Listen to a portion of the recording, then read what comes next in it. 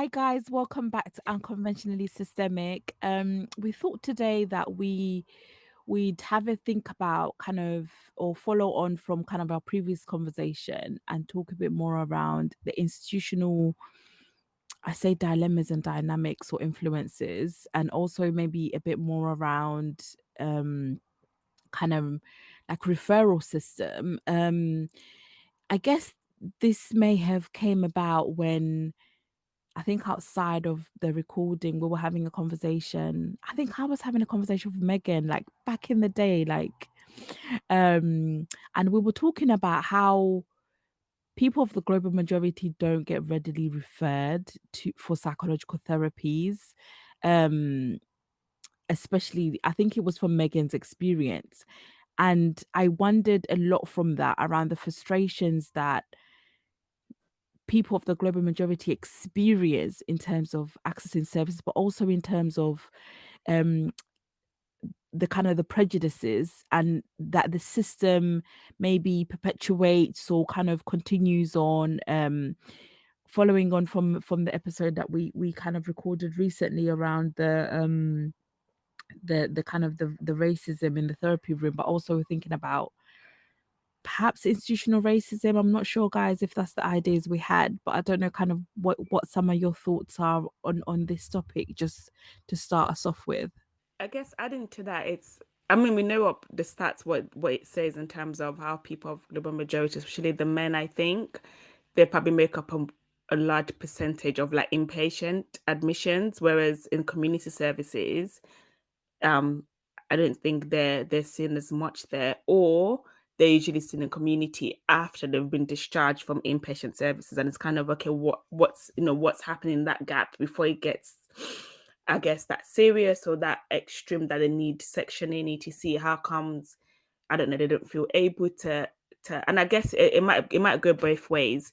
Is it that actually they're not understanding or the way that the community services are being explained, or even the experience of anything remotely close to that has been negative, that they kind of shy away from that. um I guess was something that I was thinking about in terms of, yeah, how are people of global majority supported to access services in the community, um earlier on, in terms of in their mental health journey. I don't know what other people are thinking about, what their experiences are. I I even want to go a step further, and I know you were talking about kind of why individuals of the global majority probably don't get referred for psychological support, but actually I was thinking about and there's actually like a lot of statistics that can back this, but essentially like a lot of particularly black men who struggle with mental health, there I think there was an alarming statistic. I can't think of it from the top of my head, but there was like comparing men of the global majority, or men who are black in particular, compared to men who are white who struggle with mental health. There was this statistic on the percentage of how many get sectioned, and I don't know if you guys have seen them, but it was alarming. Um, and it I think it was like 84% more black men get sectioned than white.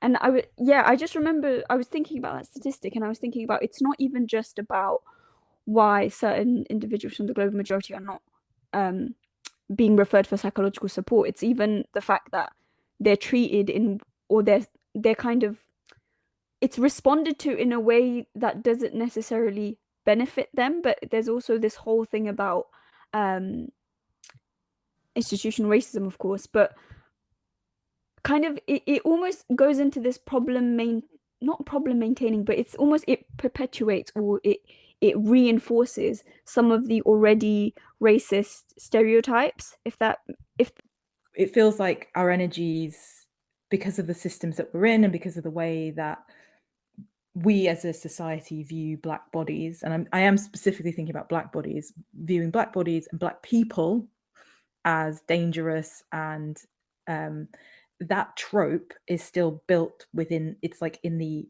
blueprint of the systems that we exist in, because they're handed down from generations and generations as, you know, part of our cultural inheritance from colonialism.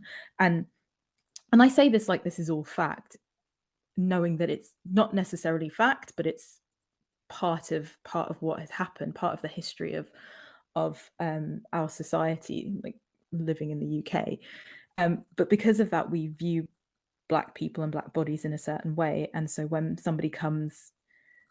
a Black man, especially darker skinned Black men, come into services, or women as well, actually, or non-binary people coming into services, what would be read as an expression of like anger or automatically gets categorized as overtly aggressive, as intimidating, as threatening. And so what happens then is, okay, well, at this point, what we need is crisis intervention, and we need some pharmacological intervention. We need like intramuscular, what they call IM medication. We need to put them on a depot.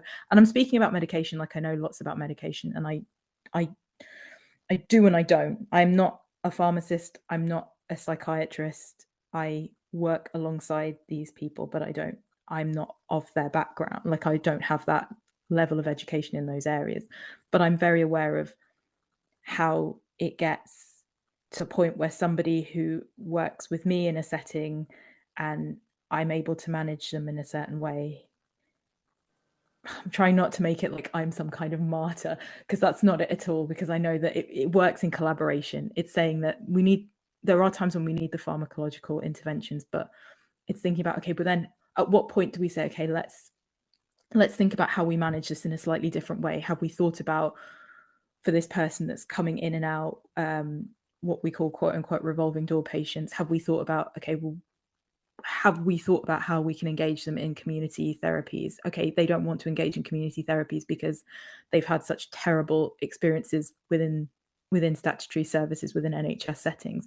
Okay, have we thought about what social, not social services, but what third sector organizations might be able to offer them the kind of support that they do actually need, but that they won't be using within the community mental health teams because they have no trust in us whatsoever?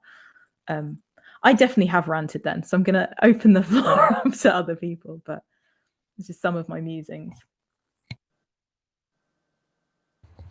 I was thinking about power.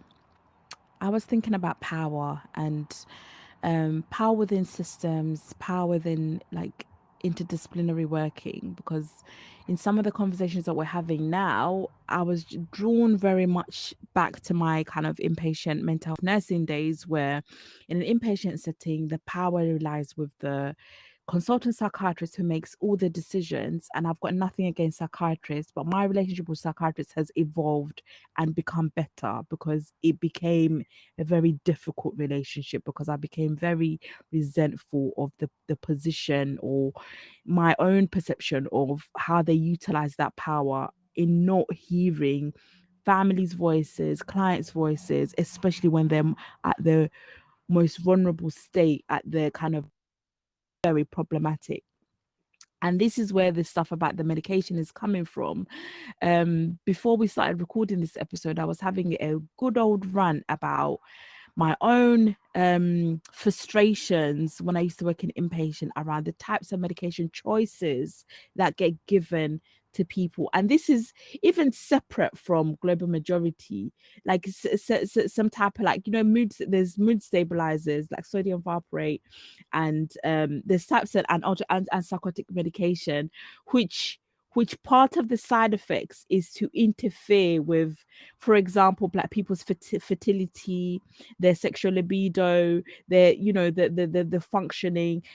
These are things that greatly impact people's well-being, and also can cause them to be more distressed. And sometimes in the weighing up of these options, they don't happen, because the person who's making the decision is someone who's not taking into consideration all these different nuances that need to be considered. Is not, and I'm not saying that they make the decision on their own, but they stump the decision.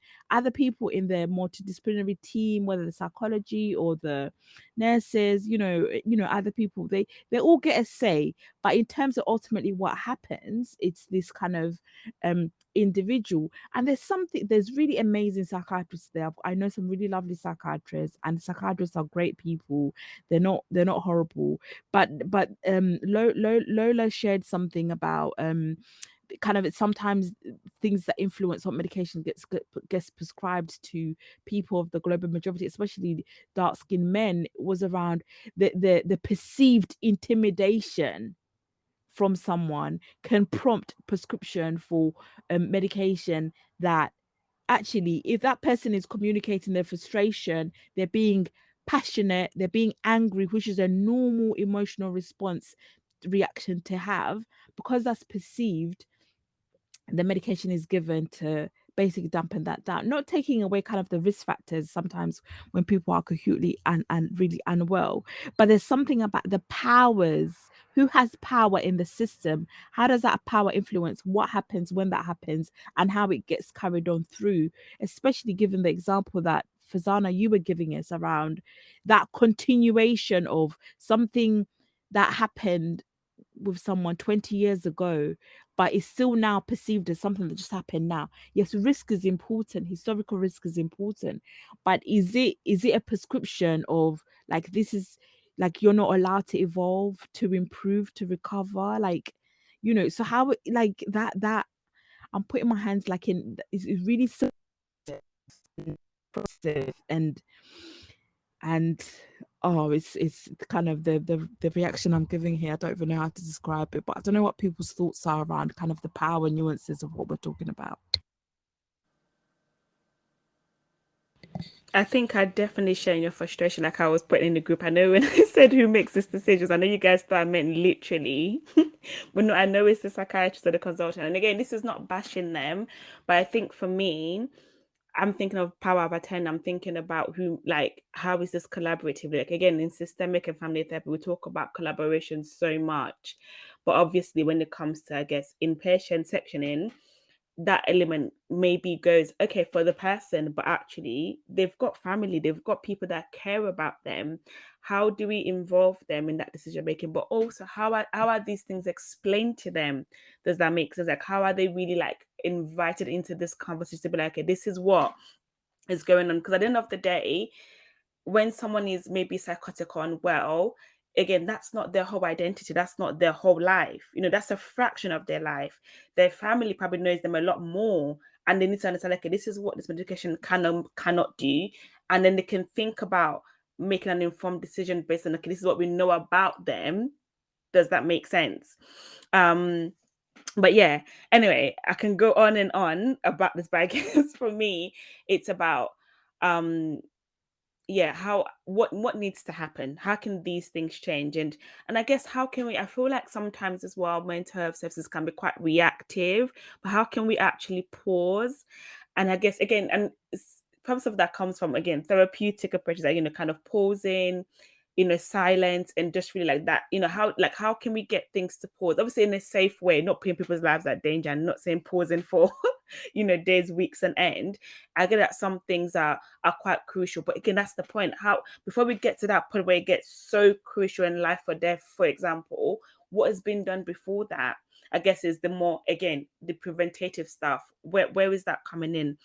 Especially for people that maybe are not very familiar with the mental health system as well, and they haven't actually had that experience before it becomes quite pathologized, and then sort of, getting into the inpatient and stuff like that.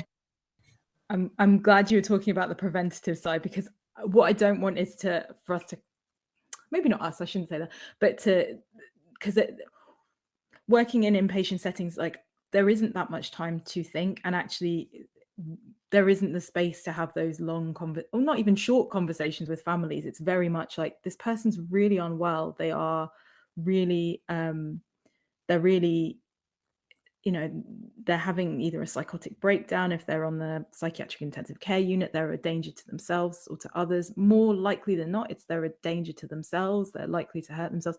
And actually, how do we manage that for people?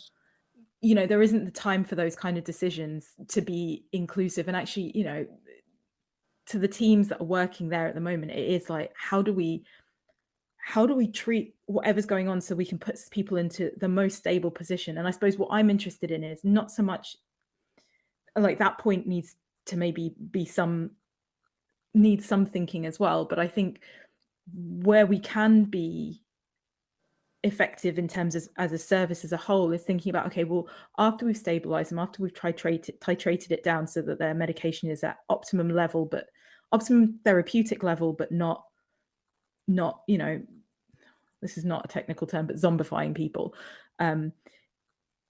Where are the services around them at that point so that we can think about boosting their quality of life and whatever that quality might be. And as you were saying, Lola, it's about thinking about the preventative measures, because we know that if you the more somebody relapses in terms of, especially for more psychotic illnesses, the more people relapse and end up back in hospital, there's a decrease in their, with every subsequent admission and every subsequent breakdown in their mental health relapse, their level of functioning decreases.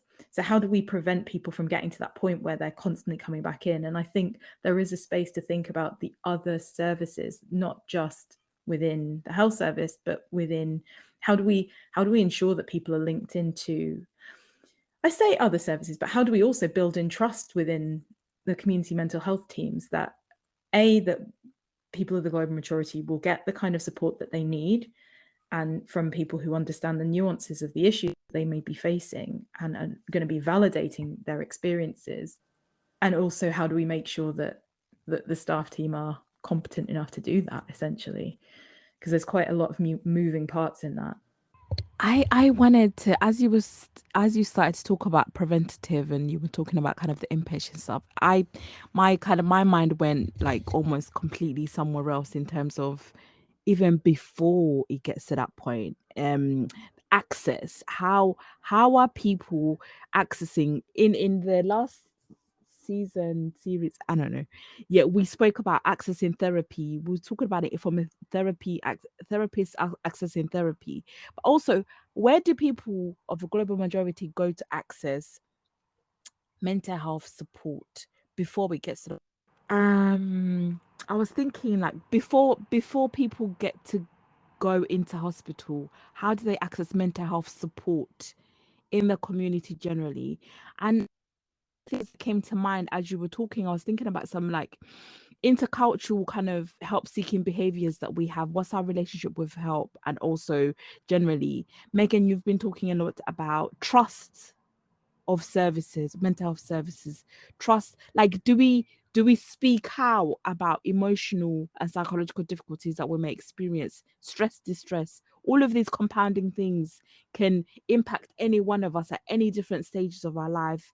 It's a natural process of life, cycle of life, whatever you want to call it, that can impact any one of us at any point in our lives, to the point where it gets really kind of severe when we're either we're not coping, it becomes kind of into a psychotic episode or whatever, depressive episode, whatever you want to call it, in whatever language you want to use it. And I was thinking a bit about before it gets to that point of even diagnosing or even this whole idea of the system, the UK system almost communicates to us is that you need a diagnosis for you to get a service. You need to define something. You need to pathologize it. You need to define it in a DSM-4 and these psychiatric terms for you to be able to get any type of support from that service. So whether it's whether you're seeking the support from, I don't know, a religious institution, whether from church, from the mosque, wherever you're getting it from, whether so I'm really curious about that aspect of the system and institutional level in terms of before it gets to that point. I have the same questions, ma'am. And whilst you were speaking, I was even thinking about even the ones that, I mean, when I say the ones, even the people of global majority that do access the services before, and let's say the talking therapy, the psychotherapy part before maybe things get even quite intense. But it's also even in that stage as well, how sensitive is that service, is that help, is that therapy that's been provided to them? And I'm thinking about, again, my journey on this course, and I know recently one of the families that I've been seeing in the clinic is in a specific type of intervention from systemic thinking with them. And when I was reading the examples in the paper, I was like, for this family of the global majority, it's not going to translate because it's a Western idea like this. They don't have this kind of conversations, for example. They don't. Do you get like it wouldn't translate into their culture. And I think that's the other part. Like there isn't, for me anyway, in the UK, there isn't enough actually information out there or guidance out there about how you sensitively approach some of these difficulties of this family. And it's part of what you're saying, Mariam, is it's a pathologizing that it's like, okay, because the young person maybe has depression, let's go with a, I don't know, this specified. I don't want to name any therapeutic approach in system. I'm not bashing any, but just saying like, let's say it's depression. This is the NICE guidelines. That's something that is used there in the UK when you're providing support, mental health support. So the NICE guidelines kind of talks about what they found as evidence-based that's helpful for, as an intervention for different type of mental health difficulty. But anyway, so let's say it's depression. There's this whole kind of manuscript about how, or manualized approach about how you can support or do family therapy with that family, but some of them don't take into the context of immigration, for example, or migrant families, or the difference in religion, or there's so many different things that come into place. And obviously for me, I'm thinking as a global majority person, okay, when I come into that session, I understand, okay, no, this is not because it's not working for this family or they're resistant to therapy. It's just because it doesn't translate to maybe their cultural background. But some of them might not understand that. What does that mean for that family? Does it mean that they're resistant to therapy because you've read some manualized thing that apparently is evidence-based and it's not working for this family? So what does that mean? I'm also thinking about that. And also, what does that then mean for the family? If they start to get this, maybe, I don't know, a vibe from the therapist that maybe they're not doing enough or they're not willing to change, for example, what does that mean for how they then seek support in the future if they need support in the future? I guess I was thinking about things like that. Probably going a little bit off tangent, but I guess when you were talking about the bit before, going into inpatient, it's that bit. And as well, something else that I think, ma'am, I'm going to bring you back into talk about is the access to therapy. Again, I know for maybe younger people, it might be slightly easier when it comes to thinking about CAM setting, but for adults, actually, it can be quite difficult. And again, generic, not just people of global majority, but just generically in adult setting, it's so hard that if you haven't got that pathologizing diagnosis, it's probably hard to then access therapy. But even then, when you do access it, it's quite limited to what's provided. You don't get a choice. It's either CBT, which is not a bad thing, but there's quite a limited amount of therapeutic approaches that are available to you. But also thinking about, yes, definitely it can be hard for gender, but also thinking about even when where I'm working right now in terms of perinatal, people that get support in there, I'm class and maybe even race that get access in that perinatal period compared to others. And also think of people that are going into inpatient perinatal period, the cultural background very different to those that maybe had that support from just community services. Again, why is there that difference? It's something that I'm thinking. And in the same area, why is there that difference? It's something that I'm also thinking about. What are those barriers that are getting in the way of people of the grand majority of accessing services earlier on compared to other people? Can I ask Lola? Can I ask, what is the class difference? I don't know. I've never worked in perinatal services. Are you saying that people who the people that you're seeing in like the psychotherapy, systemic psychotherapy kind of service, it's mostly people from like a middle class and things like, all Yeah. right, it's people from the middle class, whereas, all right. And then thinking about the ones that we see that have been in inpatient, have now come out to the community, kind of the post care from inpatient. A lot of them are probably sometimes working class or people of the global majority, to be very honest. I'm not saying that others are not in inpatient, but there's a majority, so to speak, if that makes any sense, in terms of the class and the cultural background of people that get to access that psychotherapy beforehand, and those that might have had to go into inpatient because things got so bad, and then when they come back into the community, they then get the access to psychotherapy. And I suppose, one of the things I was thinking is that I feel like I keep harping on about it. I don't think it has to be psychological therapies either. I don't think because of the way that we know psychological therapies are also part of a white supremacy kind of framework of understanding things, it means that actually it does. And, you know, the psychological professions are trying to change that to some extent. I don't know how much of the words is being put into action, but there's definitely, the words are there. I just don't know whether it's actually materializing as yet. But actually, I think some of these spaces can actually be quite, God, this is very controversial, but can actually be quite detrimental to people of the global majority going into psychological therapy spaces when there isn't a huge caveat in this, when there isn't space to really understand and think about and explore the impact of not the impact, but the cultural differences and the nuances of what it's like to be, you know, existing in a world or in a necessarily consider you in the same kind of way. Cultural sensitivity is key. And if that isn't there, then actually these spaces can feel quite detrimental, potentially feel quite detrimental. And me as a clinician, I hold my hands up, and I sometimes worry if I have to make referrals.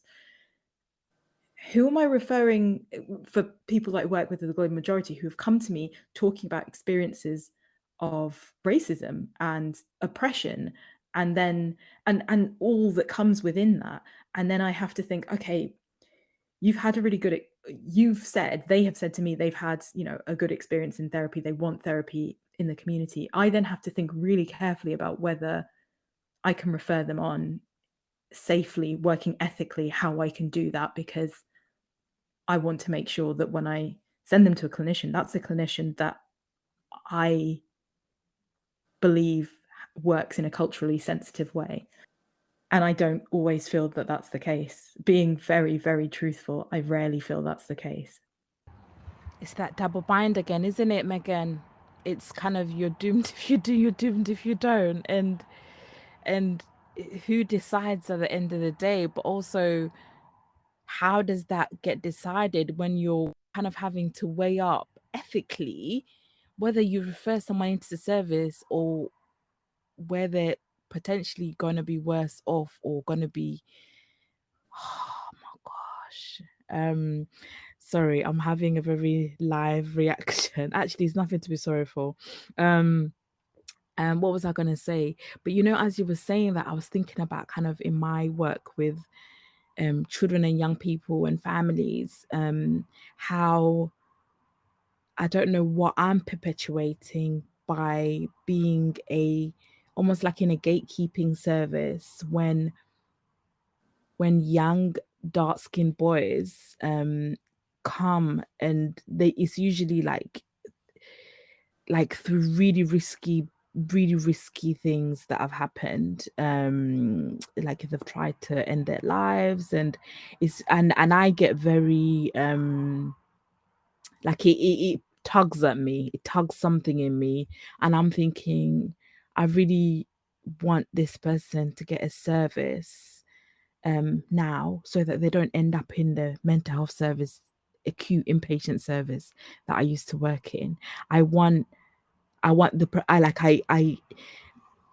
and it's something that kind of self-reflexively I am kind of having to be really conscious about and really kind of work on, because is that for me? Is that about me and my own kind of perceptions of what I know about stigma and mental health, or also like what's happening in the family system as well around mental health? Because sometimes you get these young dark-skinned boys, and they've been talking for a while about feeling really down and feeling really low in mood and having these types of thoughts, and you know, they've started trying different things to help themselves, and it's things that are more damaging, from my own opinion, or even medically more damaging.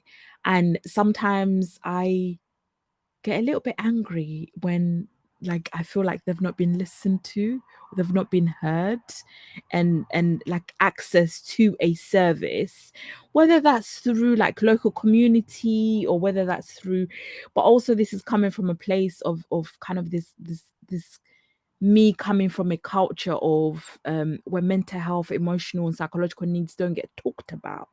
in the family context.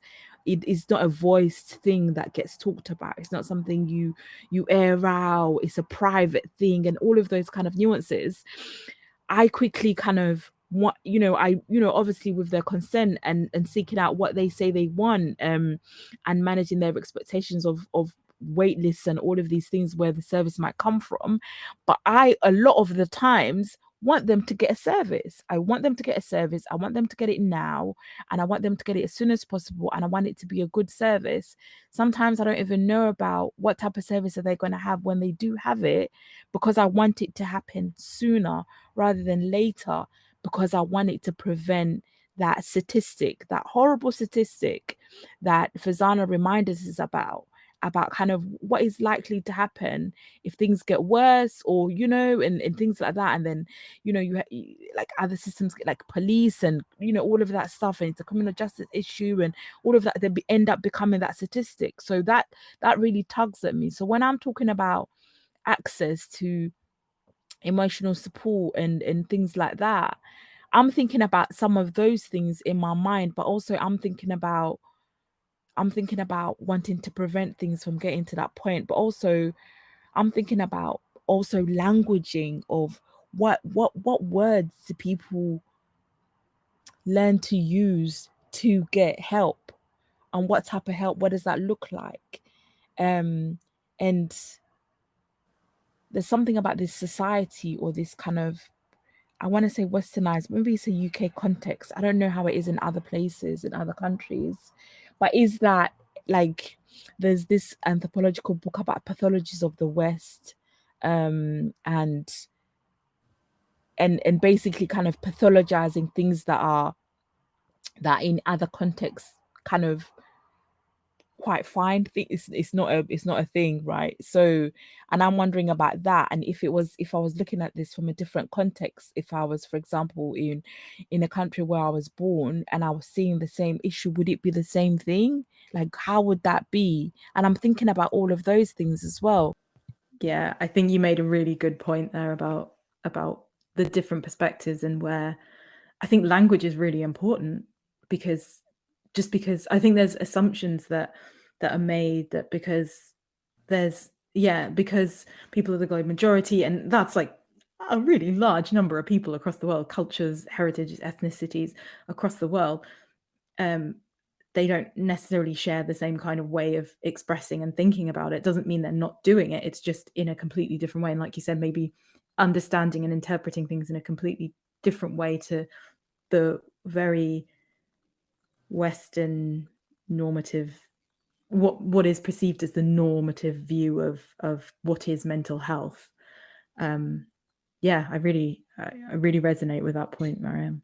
I think for me, one thing that stood out a lot when you were talking, Mariam, is I'm thinking about how much thought and intentionality you're putting into the support you provide to these young boys when they come to you. And I'm like, that's you, that's one of you. Like, are other people putting this much thought and intentionality into the support that they're providing, or is it just this one size fits all? Do you get what I mean? I'm like, what's happening where people are not doing that, and what needs to happen? I don't know. Like, I guess I'm just thinking about, what needs to happen, what can be done differently. Where in the system do things need to change, and does an awareness need to come in? I don't know if that makes any sense. And I see what, and I don't know if I agree actually with what you're saying in terms of is that an abuse of power, because we all hold power in the different spaces that we go into, and it's about how you use it. I think personally, because I know we talk about power a lot in systemic, but we can't pretend like we don't all hold power. Do you get what I mean? It's something that's there, but I think for me, it's about how you use that thing, and your intention behind how you're using that power as well. And I think from what I'm hearing, and I can't speak for every other client that you see, but just the example that for me, I was trying to put myself, mentalize a young boy going through the mental health system, and I'm like, actually, I want someone to be thinking about me in that way, not someone that's writing me off, because a lot of them feel they've been written off. And that's not just in mental health, in education systems. So many somebody feel they've been written off, but not actually. To hear that someone is really thinking about you. I know we've talked about men in the previous episode before, but it's that thing about actually being held in mind and not just thinking, oh, you're a man, so you should be okay, and you should toughen up, or do you get what I mean? Actually, I hear what you're saying about thinking about power, but I didn't see it as that. I said, actually, yes, you might have power in that situation, but how are you using it? And I'm now thinking about other people that might look like you or look like us and might not look like us, and how they are using that power that they do hold when we do have clients that come into the services that we are providing. And again, thinking about the future, it's not just about the here and now. It's not just about being reactive of the here and now. It's not just putting a plaster on the here and now. It's actually thinking long-term wise. Does that make sense? Is what I'm thinking. And it's like, how can we make that, what needs to happen for that to be a genuine thought and reflection for as many practitioners in the mental health space as possible, when working with clients, especially clients where, I guess there's probably been a disservice to them over the years as well. I'm thinking if there's any other thoughts or kind of final thoughts or. I feel like I've taken quite an observer position this episode, but I don't know. I almost I sometimes feel like some of these conversations bring out some feelings in me, and then sometimes I just I don't know, sometimes I struggle with voicing it, so I just kind of sit with it. But so I'd be quite curious to really hear about the audience and the listeners and how it's been like for them. I almost feel like even the last episode, maybe we should have given like a trigger warning or something, because it's quite heavy, guys. And I guess sometimes I think about, we've spoken a lot about like power and like change, and I'm wondering, like, as kind of like trainee systemic therapists, hopefully soon to be qualified systemic therapists, entering into these very systems that are, that need change, that require change. I wonder how long. Sometimes I worry, I guess, like going into it, and I'm like, okay, if I work in these kind of services and I start seeing these kind of things, like how much would I be able to bear? I don't know if that's been a thought for anyone else, because one of the reasons, like, for example, I left community mental health work was because it got to a point where I couldn't make these changes because these changes are so much bigger than me. But also I really struggled with just sitting and watching it happen. So that was one of the reasons I walked away from that. And then I really liked the idea of like systemic work, and it's like, oh, collaborative working, and families and input and all this stuff. But essentially you can't run away from a lot of these, I don't know what the word is, but really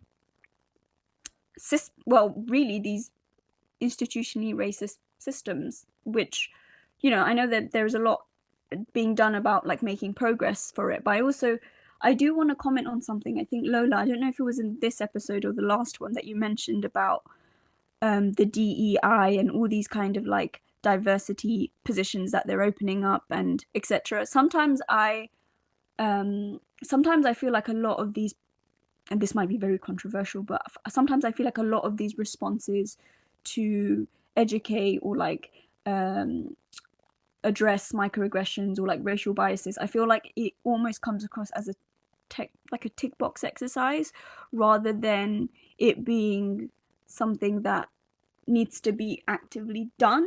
And I say that because I feel like there's always an uproar of when something's happened in the world. So like, for example, when the George Floyd situation happened, suddenly, all the trusts across NHS were like doing reflective practices, and I don't know, it's like, why adding Black Lives Matter to their signature.